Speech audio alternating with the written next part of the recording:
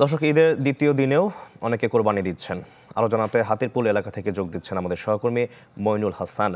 মইনুল, ঈদের দ্বিতীয় দিনেও কোরবানির চিত্র কেমন দেখছেন?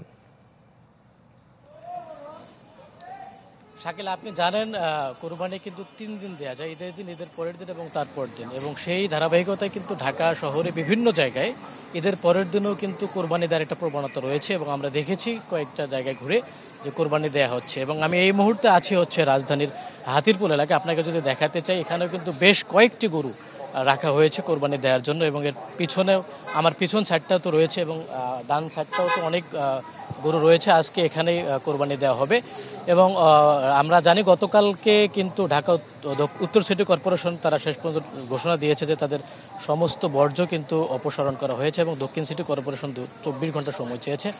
এবং আজকে এই কোরবানির পরে হয়তো সিটি কর্পোরেশনের লোকজন কিন্তু এই বর্জ্য অপসারণ করবেন এবং কোরবানির ঈদকে ঘিরে যে একটা উৎসব কাজ করে, এখানেও কিন্তু আমরা দেখতে পাচ্ছি যে গরু ফেলানো এবং জবাই করা থেকে শুরু করে বিভিন্ন কাজের সঙ্গে জড়িত রয়েছেন অনেক মানুষ।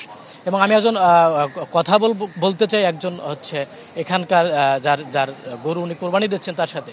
ভাই, আসলে এই যে ঈদের পরের দিন আপনি কোরবানি দিচ্ছেন, আসলে এর ফিলিংসটা কি? আপনি তো প্রথম দিন দিতে পারতেন। আসলে আমাদের ফিলিংসটা হচ্ছে যে এখানে আমাদের ঈদের পরের দিন দ্বিতীয় দিন আমরা কোরবানি দিচ্ছি। আমার বাবা দিতেন, আমার বাবার পরে এখন আমরা দিচ্ছি। আমরা দেখে আসছি ছোটোবেলার থেকে।